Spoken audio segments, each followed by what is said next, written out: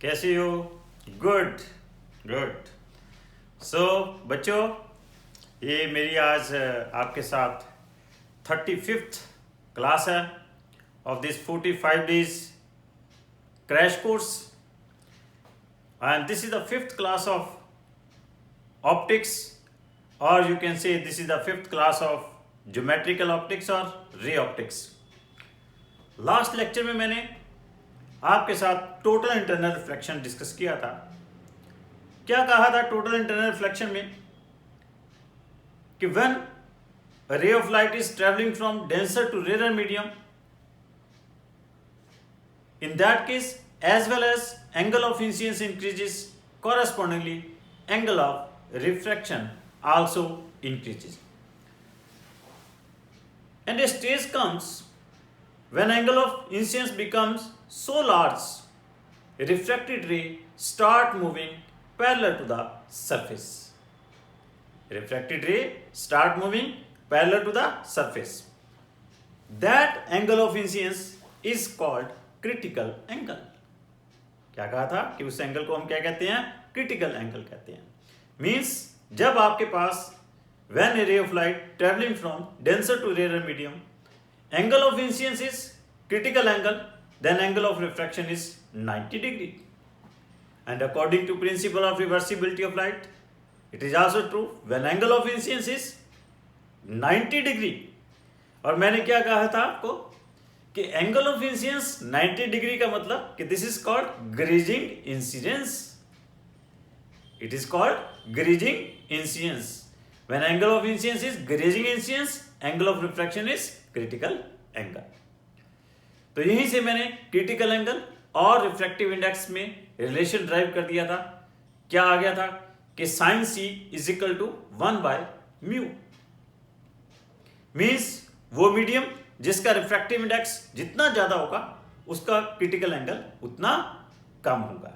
More is the refractive index, laser will be the critical angle. इसके बाद मैंने कहा था कि अगर आपके पास एंगल ऑफ इंसिडेंस क्या है, ग्रेटर देन क्रिटिकल एंगल हो जाए, तो ये रे उसी मीडियम में वापस आ जाएगी. इन दैट केस दिस रे will come back in the same medium. और जिस फिनोमेना को हमने क्या कॉल किया था? टोटल इंटरनल रिफ्लेक्शन कॉल किया था. यहां पे एक बड़ी इंपॉर्टेंट बात है कि जब आपके पास टोटल इंटरनल रिफ्लेक्शन नहीं हो रही है तो उस समय एंगल ऑफ डेविएशन क्या है? दैट इज r माइनस आई है. और जब आपके पास टोटल इंटरनल रिफ्लेक्शन होती है, एंगल ऑफ डेविएशन क्या बन जाता है? दैट बिकम्स 180 माइनस 2i बन जाएगी. कितनी बन जाएगी? 180 minus 2i, where i is the angle of incidence. This is the case when i is greater than critical angle. This is the case when i is less than critical angle. तो इसलिए अगर हम graph plot करें किसके बीच में? बहुत ही important board examination as well as NEET examination में क्वेश्चन आ सकता है कि graph plot the graph between angle of deviation and angle of incidence. Angle of deviation और एंगल ऑफ इंसिडेंस में आपने ग्राफ प्लॉट करना है तो आपके पास you will get this type of graph आ जाएगा. ये आपके पास ग्राफ आ जाएगा. क्लियर? तो ये जो है ये कॉरेस्पॉन्डिंगली जो आपके पास डेविएशन है, this is for the deviation कितने एंगल के लिए है? 180. ये क्या है? 180 माइनस 2i है. और तब आपके पास जो एंगल ऑफ इंसिडेंस है वो क्या है? ग्रेटर देन क्रिटिकल एंगल है. और you can say this is the angle where this is the critical angle.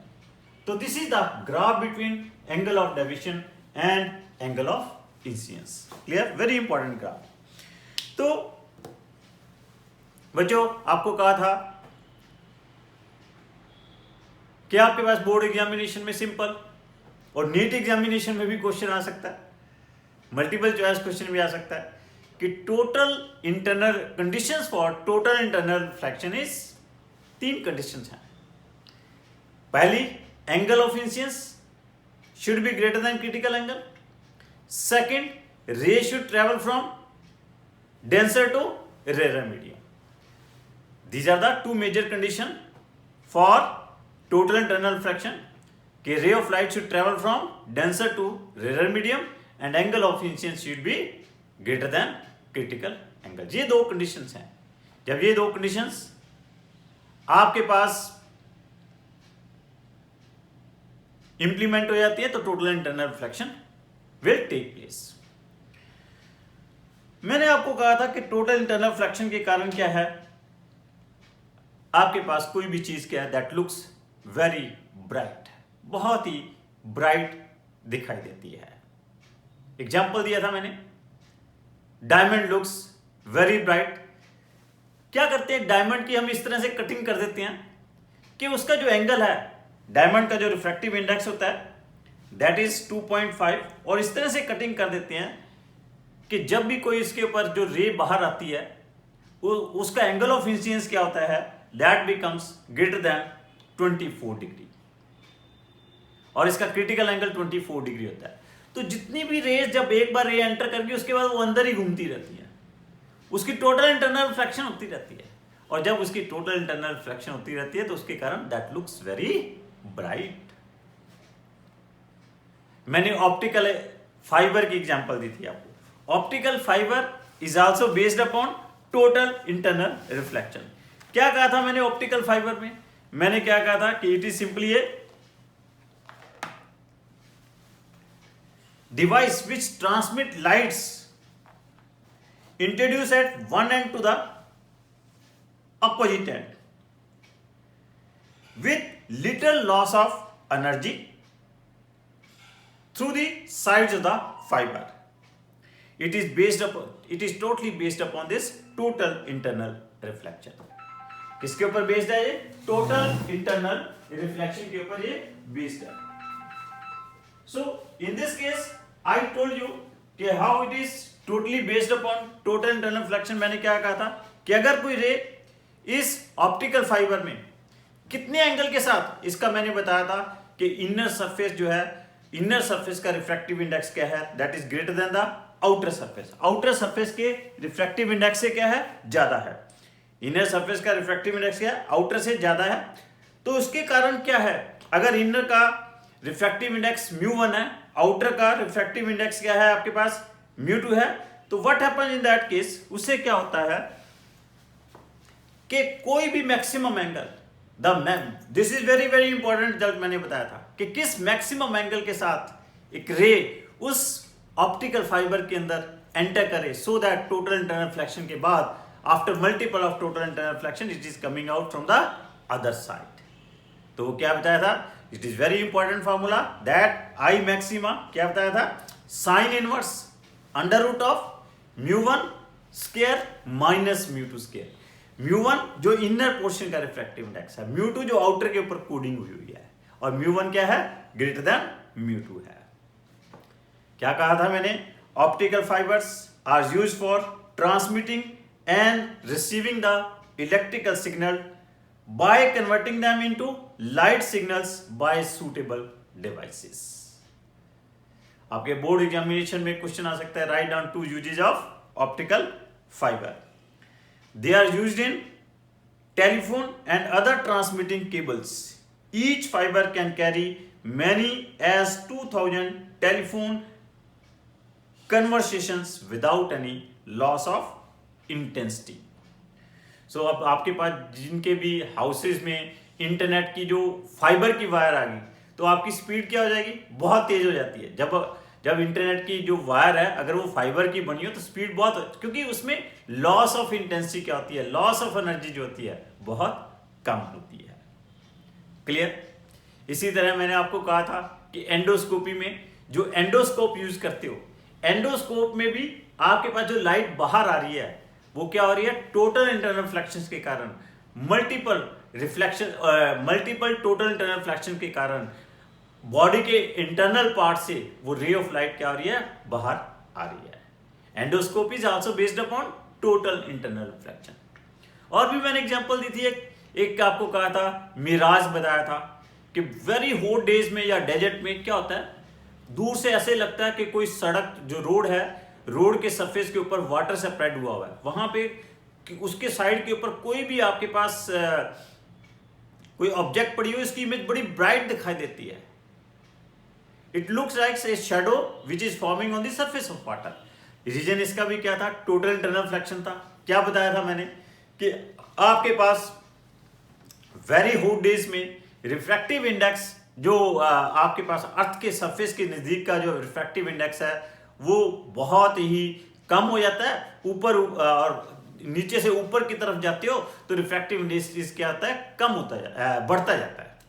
Reason being कि refractive index, it is also very important कि refractive index is inversely proportional to temperature है।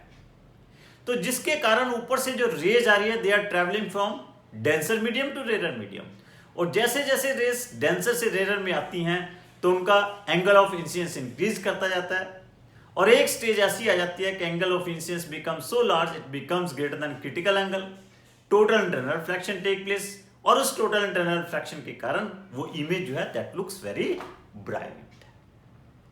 Clear?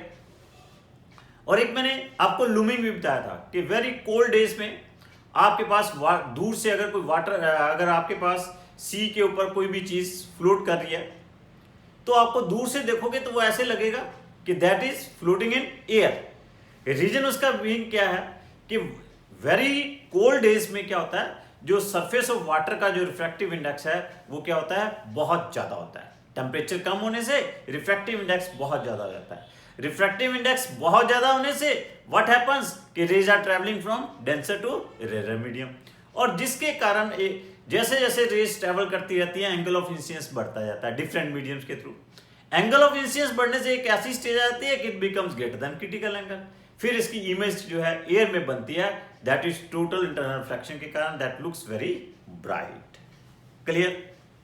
एक मैंने आपको example दिया था, बहुत ही अच्छा, मैंने कहा था कि this is very very important chart, it is also used in multiple choice question कि आपके पास एक सोर्स ऑफ लाइट है, वो किसी लिक्विड की डेप्थ के ऊपर पड़ा हुआ है। कितनी डेप्थ के ऊपर पड़ा हुआ है? h डेप्थ के ऊपर पड़ा हुआ है, और उस लिक्विड का रिफ्रैक्टिव इंडेक्स कितने हैं? म्यू है। The refractive index of that liquid is mu. तो अब आपके पास उस केस में क्या है, उस लिक्विड का जब रिफ्रैक्टिव इंडेक्स म्यू है तो मैंने आपको क्या कहा था कि आपके पास एक ऐसा एरिया आएगा जिस एरिया में उस सोर्स की जो लाइट है वो बाहर आएगी। Beyond that area the rays of that source of light will not come out. उस एरिया के बियॉन्ड जो है लाइट बाहर नहीं आएगी। क्लियर? तो मैंने क्या कहा था, उसका एरिया किसके बराबर बताया था? एरिया ऑफ दैट, जहां से उस सोर्स की लाइट क्या है, उस लिक्विड से बाहर आ रही है, दैट एरिया क्या बताया था? Pi H square upon mu square minus 1। और रेडियस ऑफ दैट अपर्चर, जहां से सोर्स की लाइट बाहर आ रही है उसके बियॉन्ड बाहर नहीं आएगी, उसका रेडियस क्या है बताया था? h upon under root of mu square minus 1। Clear? एक दो न्यूमेरिकल्स मैं और करा रहा हूं आपके पास, which is based upon total internal reflection और this based upon refraction. First देखिए, कहता है ray of light from a denser medium strikes a rarer medium at an angle of incidence I. If reflected and refracted rays are mutually perpendicular to each other, then what is the value of critical angle? If reflected and refracted ray are perpendicular to each other, then what is the value of critical angle? Means what is the critical angle की value क्या होगी? Critical angle निकालना, critical angle की value क्या आती है? Sine inverse mu 1/म्यू। तो क्रिटिकल एंगल निकालना है तो आपको क्या निकालना पड़ेगा? रिफ्रैक्टिव इंडेक्स निकालना पड़ेगा। आपके पास दिया क्या हुआ है, बट इट इज गिवन कि ये एक मीडियम है, this is given in the question कि ray of light is travelling from denser to rarer medium. कितने एंगल से फॉल कर रही है? आई एंगल के साथ फॉल कर रही है, और एक रे क्या कह जाती है, इसमें कुछ पार्ट इसका रिफ्लेक्ट कर गया और कुछ पार्ट क्या कर गया? रिफ्रैक्ट कर गया। Clear? And it is given in the question reflected और रिफ्रैक्टेड रे क्या है? They are perpendicular to each other. Reflected और रिफ्रैक्टेड रे क्या है, परपेंडिकुलर है। अब ये आई है तो ये भी एंगल क्या होगा, आई होगा। क्लियर। तो कैलकुलेट क्या करना है, क्रिटिकल एंगल कैलकुलेट करना है। मैंने अभी क्या बताया है कि क्रिटिकल एंगल सी किसके बराबर होता है, साइन इनवर्स 1/μ। क्रिटिकल एंगल क्या होता है, साइन इनवर्स 1/μ। अब देखिए ये आई है, ये आई है, ये 90 है, ये क्या होगा, दिस विल बी 90 माइनस आई। ये एंगल क्या होगा, 90 माइनस आई। अब हम यहां से क्या कह सकते हैं, I into mu into sine I is equal to क्या होगा, 1 into sine 90 minus I. This is in accordance with Snell's law. देखो कभी भी आपने स्नेल्स लॉ लिखना है, कुछ नहीं याद रखना कि μ2/μ1 is equal to sine I by sine R या μ1/μ2 is sine R by sine, कुछ नहीं याद रखना। जहां से रे जा रही है उसका refractive index multiply by sine of that angle of incidence. जिस मीडियम में जा रही है उसका रिफ्रैक्टिव इंडेक्स, एयर में जा रही है इसका रिफ्रैक्टिव इंडेक्स 1, और साइन ऑफ वहां का जो एंगल ऑफ वहां का जो angle, sine of that angle. Clear. तो क्या आ गया, sine I upon cos I is equal to क्या आ गया, 1/μ। tan आई क्या आ गया, 1/μ। तो म्यू क्या आ गया आपके पास, 1/tan आई आ गया। क्लियर। तो क्रिटिकल एंगल क्या आ जाएगा, क्रिटिकल एंगल क्या आ जाएगा, sine inverse tan। This is the critical angle of this medium. 1/μ की वैल्यू यहां पे रख दी, दैट इज 10। फिर एक बार क्वेश्चन सुनिए कि ray is travelling from denser to rare medium with an angle of incidence I such that here reflected ray and refracted ray are perpendicular to each other, then what is the critical angle for this medium। मैंने आपको कह दिया critical angle क्या है, sine inverse 1/μ है। Mu की value मैंने कहां से निकाली, सिंपल कि mu into sine I is equal to 1 into sine 90 minus I से म्यू की वैल्यू निकाली, 1/tan आई आ गई, वो यहां सब्स्टिट्यूट कर दी। तो आपके पास क्या आ गया, क्रिटिकल एंगल कैलकुलेट हो गया। क्लियर। नेक्स्ट क्वेश्चन देखिए, वेरी सिंपल डायरेक्ट क्वेश्चन है। कहता है if critical angle of certain medium and vacuum is 30 degree then what is the velocity of light in medium. Critical angle दिया हुआ है और क्या फाइंड आउट करना है आपने, मीडियम में वेलोसिटी फाइंड आउट करनी है। क्रिटिकल एंगल कितना दिया हुआ है, 30 डिग्री। तो रिफ्रैक्टिव इंडेक्स कितना आ जाएगा, 1/sin c। Critical angle is given 30 degree, sine 30 क्या होता है, 1/2। तो refractive index of the medium क्या आ गया, 2। रिफ्रैक्टिव इंडेक्स क्या होता है, velocity of light in air divide by velocity of light in medium. Clear. तो मीडियम में वेलोसिटी पूछी है तो क्या आ जाएगा, that is velocity of light in air divide by 2। Velocity of light in air is 3 × 10⁸ divide by 2 क्या आ जाएगा, 1.5 × 10⁸ मीटर पर सेकंड। ये आपके पास क्या आ गया, ये क्या आ गया, velocity of light in medium. Simple सा क्वेश्चन था। What it is given, critical angle दिया हुआ है मीडियम का कितना, 30 डिग्री। इट इज आस्क्ड कि what is the velocity of light in medium. Critical angle 30 degree है तो यहां से रिफ्रैक्टिव इंडेक्स आ गया, कितना आ गया, 2 आ गया। रिफ्रैक्टिव इंडेक्स क्या, velocity of light in air divide by velocity of light in medium. Medium में वेलोसिटी पूछी है तो क्या आ गई, c/2 आ गई। क्लियर। नेक्स्ट देखिए, बहुत ही अच्छा क्वेश्चन है।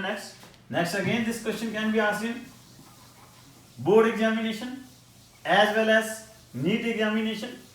देखिए मैं जितनी भी आपको ये न्यूमेरिकल्स प्रॉब्लम करा रहा हूं, कंसेप्चुअल प्रॉब्लम करा रहा हूं, एक बार मैं फिर बता दूं कि ये सभी क्वेश्चंस आपके पास बोर्ड में भी पूछे जा सकते हैं, नीट में भी पूछे जा सकते हैं।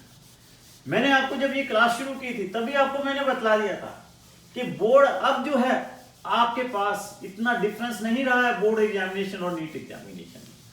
बस थोड़ा सा डिफरेंस ये है कि नीट एग्जामिनेशन में कोई डेरिवेशन नहीं आएगी, लेकिन बोर्ड एग्जामिनेशन में 1-2 डेरिवेशंस भी पूछी जा सकती हैं, ज्यादा नहीं, 2-3 derivations, 1-2 derivations which can be asked. जो कि मैं आपको साथ के साथ कवर अप कर रहा हूं। बहुत ही अच्छा क्वेश्चन है।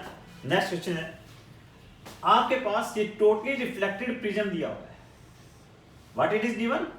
This is a totally reflected prism. Totally reflected prism, इसके रे से जो भी अंदर जाएंगी वो उसकी टोटल इंटरनल रिफ्लेक्शन होगी। यहां पे आपके पास एक ऑब्जेक्ट बनी हुई है पी क्यू। कहता है इसका इमेज डायग्राम बनाओ। इसकी इमेज कैसे बनेगी? इसकी इमेज कैसे बनेगी? देखिए इसकी इमेज कैसे बनेगी। यहां से पहले एक रे गई, ये गई यहां से, यहां पे क्या हो गया? टोटल इंटरनल रिफ्लेक्शन होगी। ये रे इधर आ गई, फिर यहां से टोटल इंटरनल रिफ्लेक्शन होगी, ये यहां पे आ गई, तो ये आपके पास क्यू पॉइंट आ गया। फिर ये एक रे यहां से गई, इधर से क्या होगी? टोटल इंटरनल रिफ्लेक्शन होगी। क्लियर? फिर यहां से क्या होगी? टोटल इंटरनल रिफ्लेक्शन होगी। फिर ये रे यहां पे आ गई। क्लियर? तो ये आपके पास क्या आ गया? पी आ गया पॉइंट, और ये क्या है? क्यू पॉइंट आ गया। ये इसकी लेटरली इन्वर्टेड इमेज बन जाएगी। तो सिंपल, आपके पास मल्टीपल चॉइस में क्वेश्चन किस तरह से पूछा जाता है? ये दिया होगा, नीचे 4 चॉइसेस दी होंगी। 4 चॉइस में एक चॉइस ये दे सकते, ऊपर हो, पी नीचे हो, ऐसे करके बनाई हो। किसी भी तरह के 3-4 चॉइसेस बनाए जाते। Correct answer is this one. और क्वेश्चन इस फॉर्म में भी पूछा जा सकता है कि आपके पास प्रिज्म को हमने किस तरह से रखा। अब जो डायग्राम है इसमें प्रिज्म को राइट एंगल ट्रायंगल प्रिज्म है। This is A right angle triangle prism.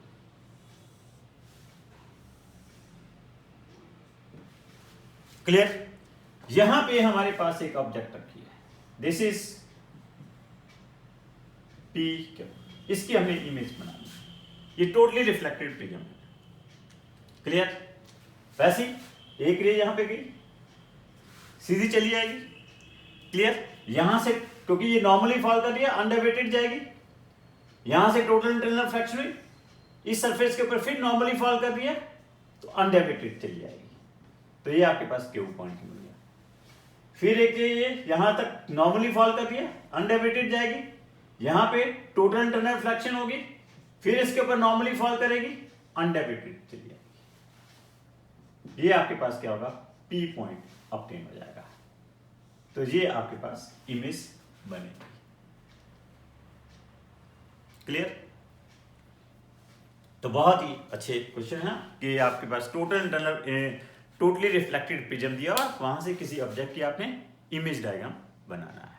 Image बनानी है किसी ऑब्जेक्ट की। Clear? No problem at all बच्चों? गुड। सो बच्चों, अब मैं आपके साथ डिस्कस करूंगा। अभी मैंने रिफ्लेक्शन डिस्कस की थी ना, रिफ्लेक्शन डिस्कस की थी मैंने कर्व्ड सरफेसेस से। अब मैं कर्व्ड सरफेसेस से रिफ्लेक्शन डिस्कस करूंगा। What are the how the reflection will take place from the curved surfaces. Curved reflected surfaces क्या है? कर्व्ड रिफ्लेक्टेड सरफेसेस क्या थे? मैंने क्या कहा था कि they are the curved part of a hollow sphere. क्या थे वो? होलोस्फीयर के कर्व्ड पार्ट थे, जिसका एक सरफेस हमने क्या किया हुआ था? सिल्वर्ड किया हुआ था। जिसका एक सरफेस हमने क्या किया हुआ था? सिल्वर्ड किया हुआ था। नाउ कर्व्ड रिफ्लेक्टेड सरफेसेस क्या है? They are the curved part of solid sphere. Solid sphere के कर्व्ड पार्ट है, जिसका एक सरफेस हमने क्या किया? They are the part of curved part of solid sphere. तो वहां से आपके पास रिफ्लेक्शन कैसे होगी? जैसे आपके पास ये कोई सॉलिड स्फीयर है, this is a solid sphere. Clear?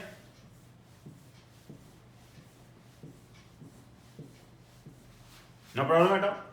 Now अगर हम ये वाला पोर्शन इतना ऐसे कट कर लें, तो ये क्या होगा? Convex reflected surface. अगर ऐसे कट कर लें लाइक दिस, इस तरह से हम इसको कट करते हैं, if they are cut like this,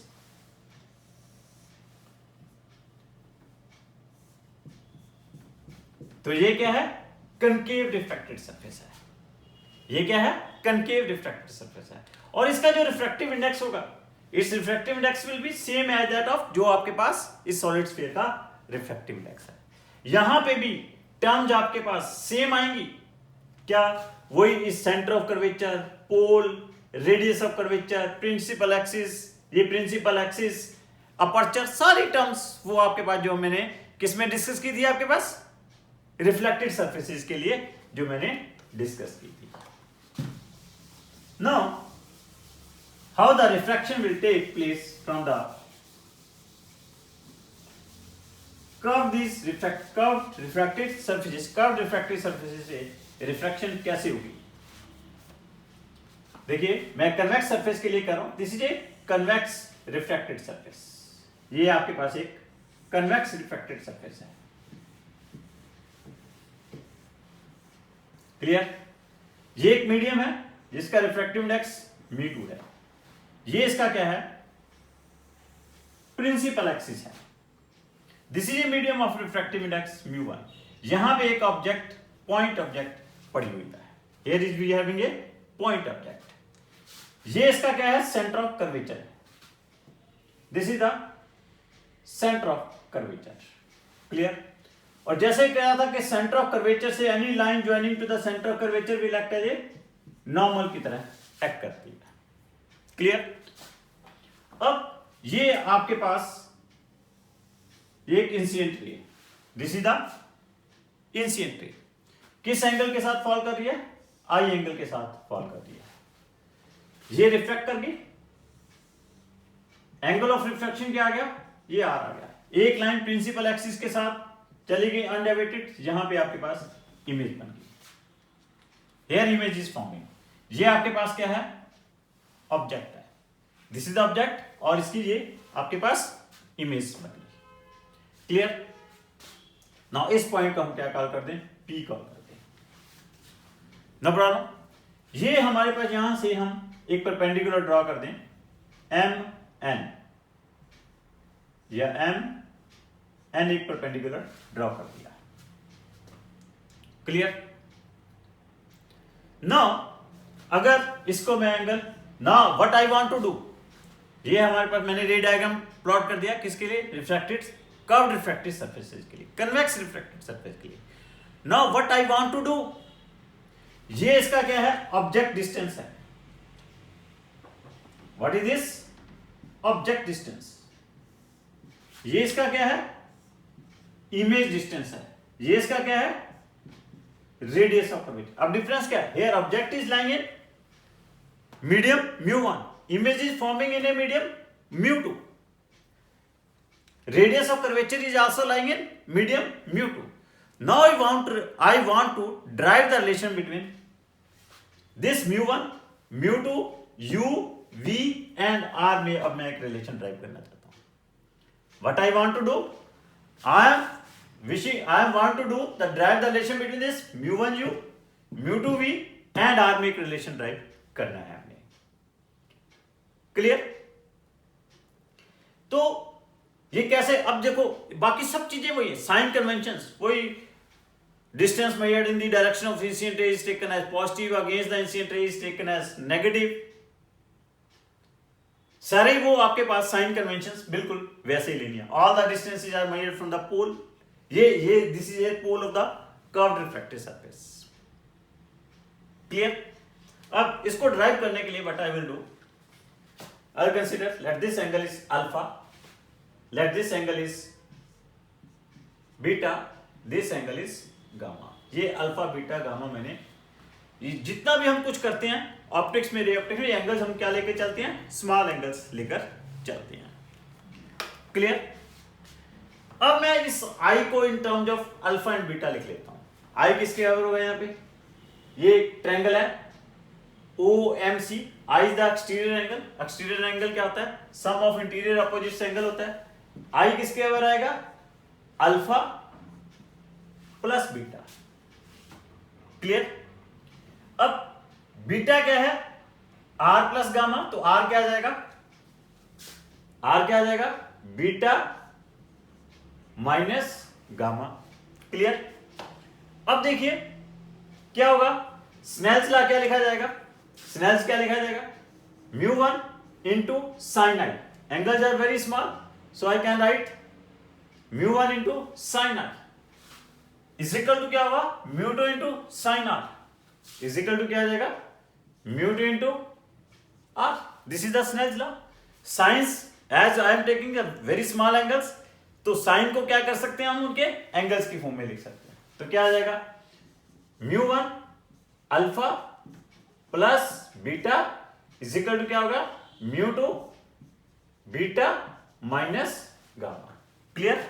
आई और आर की वैल्यू मैंने इस इक्वेशन नंबर 1 और इक्वेशन नंबर 2 से आई और आर की वैल्यू कहां से रख दी, इक्वेशन नंबर 3 में रख दी. Now what's about alpha. अगर मैं ट्रायंगल देखूं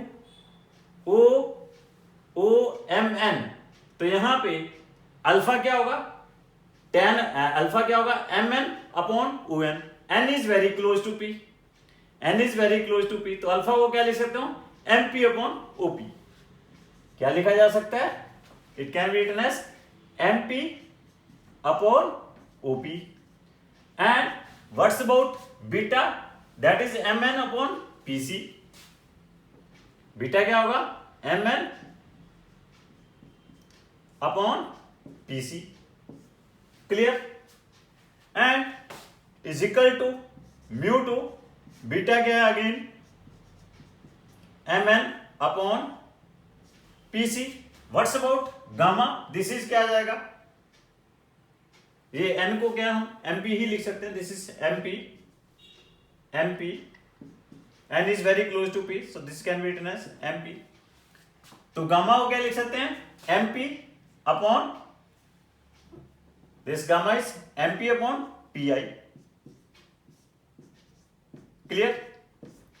ये MP MP MP cancel out हो गया. What's about OP, this is the object distance.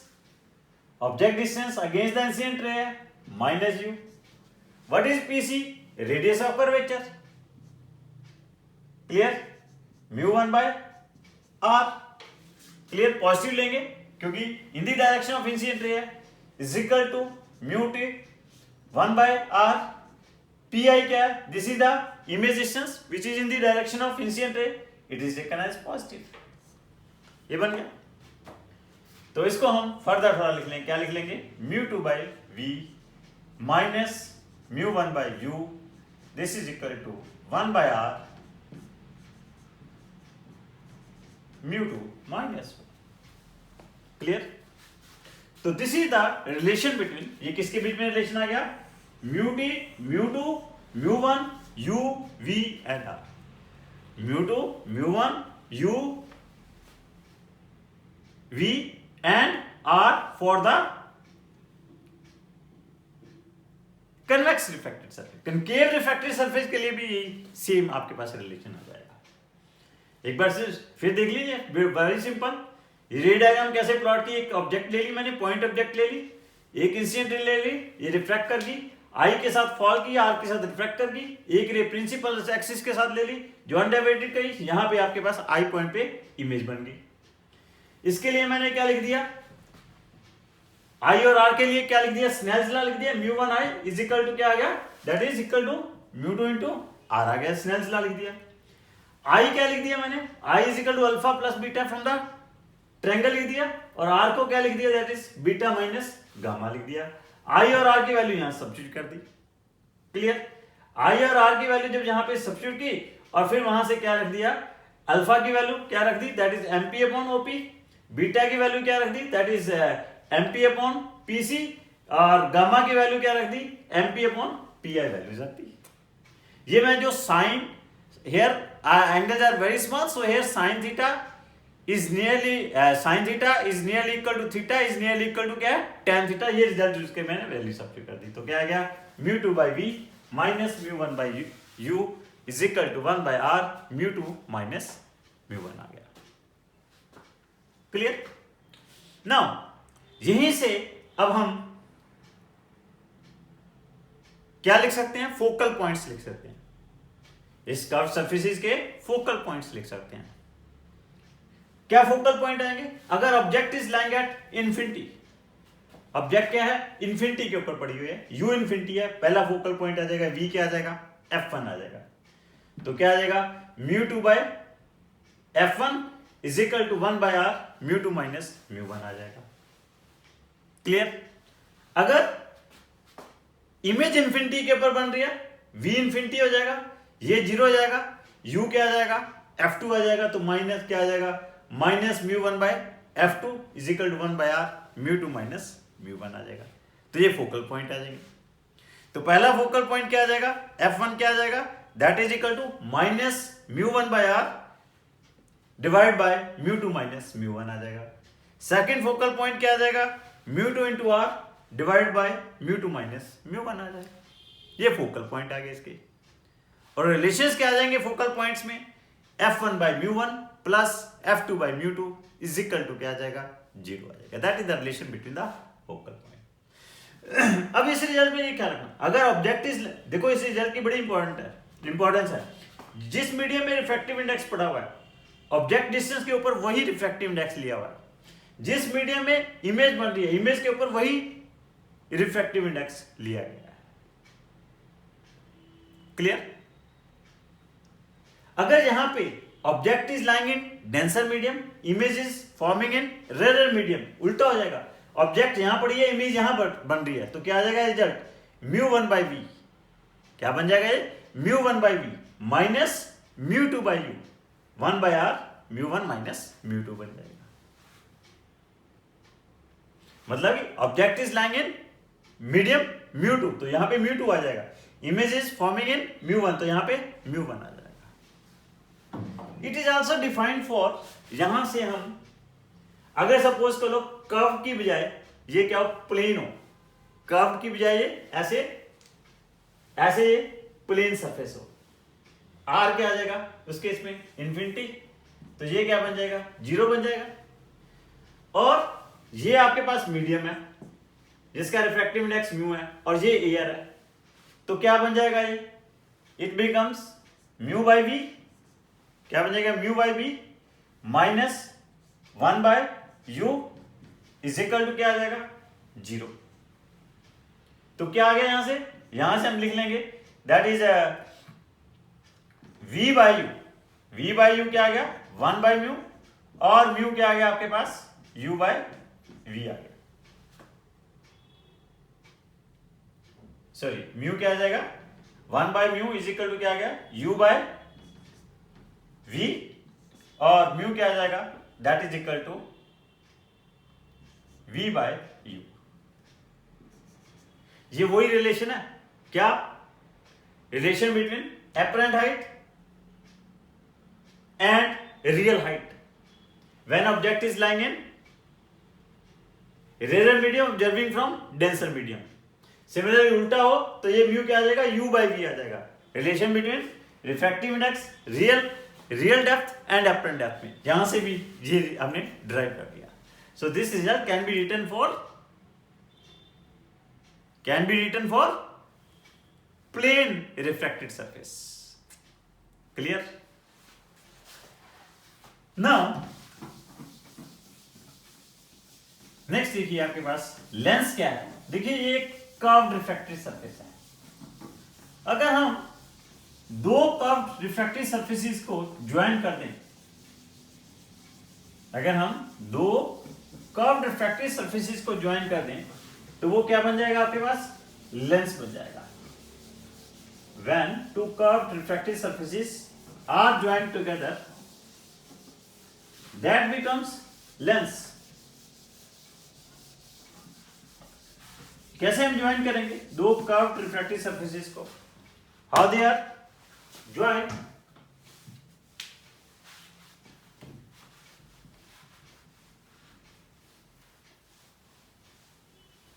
और these two curved refractive surfaces are joined. एक आपके पास क्या है, सपोज ये कन्वेक्स रिफ्रैक्टिव सरफेस है, और दूसरा ये कन्वेक्स रिफ्रैक्टिव सरफेस।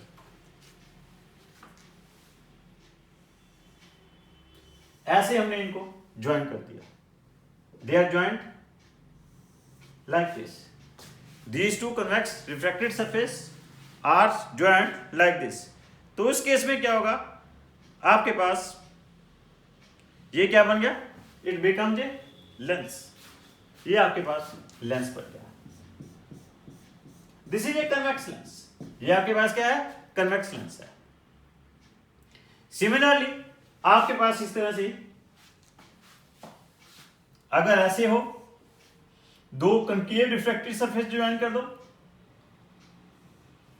तो ये क्या बन जाएगा, कनकेव कनकेव लेंस बन जाएगा। दिस इज ए, यहां पे दो कन्वेक्स रिफ्रैक्टेड सरफेस ज्वाइन किया है, यहां पे दो कनकेव रिफ्रैक्टेड सरफेस ज्वाइन किया है। कन्वेक्स ज्वाइन करते हैं तो it becomes convex lens, concave join करते हैं तो it becomes a concave lens. Clear? Convex lens को हम क्या कहते हैं, कन्वर्जेंट लेंस भी कॉल करते हैं, कनकेव लेंस को डाइवर्जेंट लेंस से आप कहते हैं। रीजन बीइंग कि यहां से parallel beam of light diverge कर जाती है, कनकेव लेंस से पैरेलल बीम ऑफ लाइट एक पॉइंट के ऊपर कन्वर्ज कर जाती है। मींस इस केस में अगर एक पैरेलल बीम ऑफ लाइट इसके ऊपर फॉल कर दिया तो ऐसे डाइवर्ज कर देंगे। इस केस में अगर एक पैरेलल बीम ऑफ लाइट इसके ऊपर फॉल कर रही है तो ये ऐसे कन्वर्ट कर देंगे। सो this is called divergent lens, this is called convergent lens. अगर इनका एक सरफेस, इसका एक सरफेस प्लेन हो, इसका भी एक सरफेस प्लेन हो, then it is known as plano convex lens और it is known as plano concave lens. Clear? अगर सपोज कर लो एक कनकेवो कन्वेक्स हो तो that those are known as concavo convex और convexo concave. That will depend कि ये कनकेव लेंस की बिहेव करेगा या कन्वेक्स लेंस की तरह बिहेव करेगा। अगर इन दोनों लेंसेज के कन्वेक्स या कनकेव, इनकी जैसे इसका एक रेडियस ऑफ कर्वेचर अपना है, इसका रेडियस ऑफ कर्वेचर अपना है, दोनों के रेडियस ऑफ कर्वेचर क्या हो, सेम हो, then these are known as equi. इस केस में ये कन्वेक्स लेंस, इस केस में ये क्या कहलाएगा, इक्वी कनकेव लेंस कहलाएगा। क्लियर? यहां पे भी टर्म्स ऑलमोस्ट सेम ही है। ये जो है this is called its principal axis, इसे हम प्रिंसिपल एक्सिस कहते हैं। अब यहां पे ये जो एक्सिस है, जो इसको line joining to the centre है, ये इसको हम क्या कहते हैं, ऑप्टिकल एक्सिस क्या करते हैं। This is called optical axis. Clear? जितनी भी रिफ्रैक्शंस वगैरह हैं they are taken from the optical axis के थ्रू, हम ऑप्टिकल एक्सिस के लॉन्ग लेते हैं। ये जो सेंटर है, जैसे हमने कर्व सरफेसेस में इसको पोल कॉल किया था, यहां पे this is called centre of curvature. ये क्या कहलाता है, सेंटर ऑफ कर्वेचर कहलाता है। अब जैसे अभी बताया, इस केस में दो फोकल पॉइंट्स होते हैं, एक ये एक ये।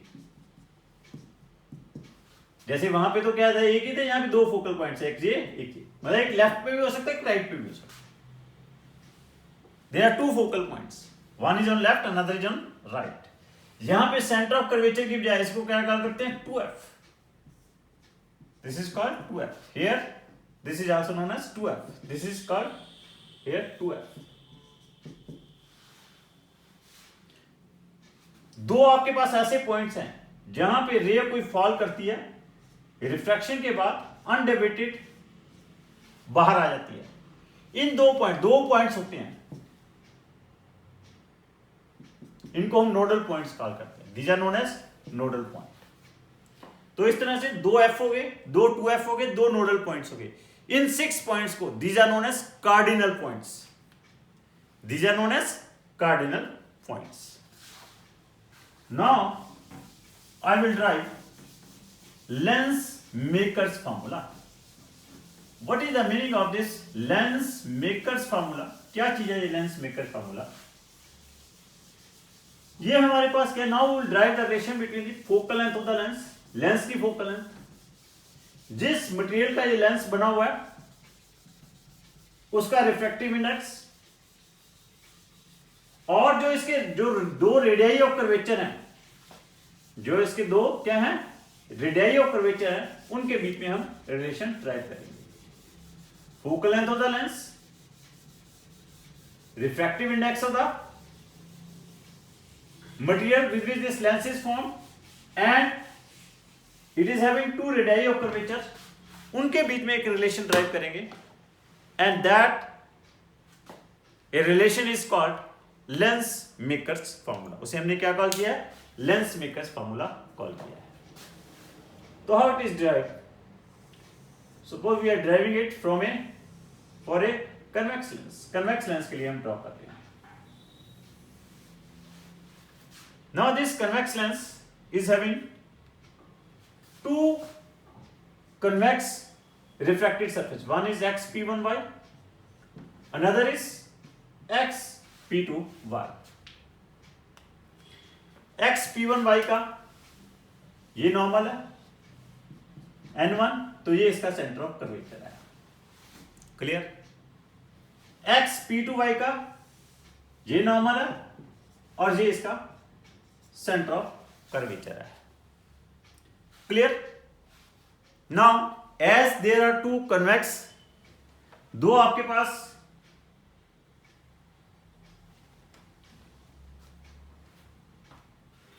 कर्व सरफेसेस हैं, दो इसके नॉर्मल्स हो जाएंगे। क्लियर? अब देखिए, दो ही इसके सेंटर ऑफ कर्वेचर होंगे। ये हमने एक पॉइंट ऑब्जेक्ट ले लिया, this is A point object. अब पहले ये xp1y सरफेस के ऊपर फॉल कर दिया, falling on the surface xp1y, यहां से इसकी रिफ्रैक्शन होगी। क्लियर? फिर आपके पास रिफ्रैक्शन कहां से होगी? xp2y से, फाइनली यहां पे आ जाएगी। So image will be formed at this point. Clear? Now अगर ये xp2y ना होता, अगर ये xp2y ना होता, तो ये रिफ्रैक्टेड रे ने कहां जाना था? यहां पे जाना था, आई प्राइम। क्लियर? तो इट मीन्स दैट आपके पास जो इमेज है,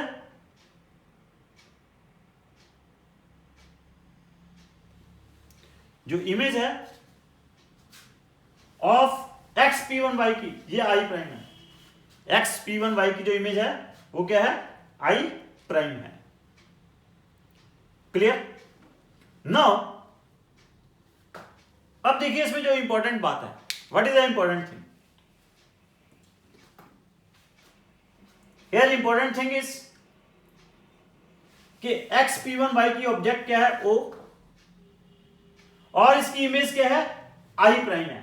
इसकी इमेज क्या है? आई प्राइम है। Clear? Now I prime will act as a object. I prime क्या होगा? This I prime will act as a object for xp2y. I prime will act as a object for xp2y. और जिसकी image क्या बन रही है? I बन रही है। Its image is forming at this point I. ठीक हो गया? तो ये आपके पास जो है OP1, that is the object distance for xp1y, and p1i prime is the image distance for xp1y, and p2i is the image distance for xp2y, where v prime is also the object for xp2y. Now what we will do? अब हम क्या करेंगे? Now we will write, क्या करेंगे? पहले हम xp1y के लिए, ये सपोज कर लो मीडियम है, इसका मीडियम का रिफ्रैक्टिव इंडेक्स μ1 है, ये मीडियम है, रिफ्रैक्टिव इंडेक्स μ2। xp1y के लिए रिफ्रैक्टेड सरफेस का, कन्वेक्स रिफ्रैक्टेड सरफेस का फॉर्मूला लिख लेंगे। क्या है? अब one thing is very very important, ये आई प्राइम जो है, it is not in μ1, I prime is not in μ1, I prime is in μ2। I prime क्या है? कहां पे बन रही है? μ2 में बन रही है। तो अब आपके पास क्या लिखा जाएगा? ये μ2 upon v prime, μ2 upon v prime minus μ1, this is for for X P1 y is equal to क्या होगा, अब इसका जो रेडियस ऑफ कर्वेचर है एक्स P1 y का, what is that, P1 C1, इसे हम क्या मान ले, दिस इज R1, तो क्या होगा 1 by R1 μ2 minus μ1, clear, this is for X P1 y. Now for X P2y, X P2y के लिए क्या होगा, अब ऑब्जेक्ट कहां पे पड़ी हुई है, μ2 में पड़ी हुई है, ऑब्जेक्ट कहां पे पड़ी हुई है, μ2 में पड़ी हुई है, what is that, v prime, image कहां पे बन रही है, μ1 में बन रही है, इमेज इज फॉर्मिंग इन μ1, तो क्या लिखा जाएगा वो, μ1 अपॉन v, v है क्योंकि ये जो v है, ये जो फाइनली v है, इट इज फॉर्मिंग इन μ1, तो क्या लिखा जाएगा μ1 by v minus μ2 by v prime is equal to 1 upon R2 μ1 minus μ2. अब वन थिंग इज मोर, अब यहां पे मैं जब ये फार्मूला लिख रहा हूं, I am not putting the sign conventions, मैं साइन कन्वेंशन नहीं लगा रहा क्योंकि ऑलरेडी इस फार्मूले में साइन कन्वेंशंस लगी हुई हैं. जब मैंने अभी थोड़ी देर पहले ये फार्मूला ड्राइव किया था, उसमें साइन कन्वेंशंस ऑलरेडी मैंने पुट की हुई थी, तो अब मैं दोबारा साइन कन्वेंशन सब्स्टिट्यूट कर रहा. Clear, call it as equation number 2, this is equation number 1. Clear, now adding equation number 1 and 2, 1 और 2 को ऐड करोगे, ये μ2 by v prime and minus μ2 by v prime, ये क्या लेंगे, कैंसल आउट, क्या बन जाएगा ये μ1 by v minus μ1 by u is equal to क्या हो जाएगा, ये μ2 माइनस μ1 अगर कॉमन ले लेंगे तो क्या आ जाएगा 1 by R1 minus 1 by R2, और this can be written as 1 by v minus 1 by u μ2 by μ1 minus 1 into 1 by R1 minus 1 by R2. Clear, 1 by v minus 1 by u क्या है, 1 बाय f,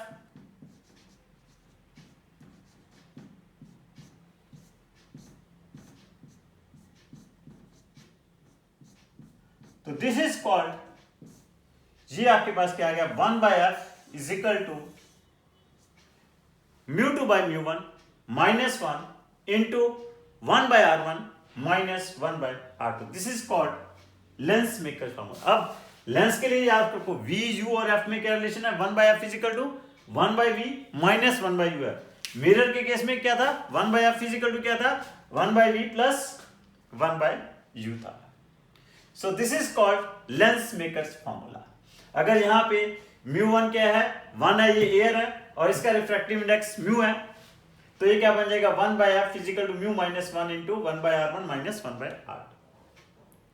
तो एक बार फिर सुन लीजिए, मैं एक बार फिर समझा देता हूं आपको.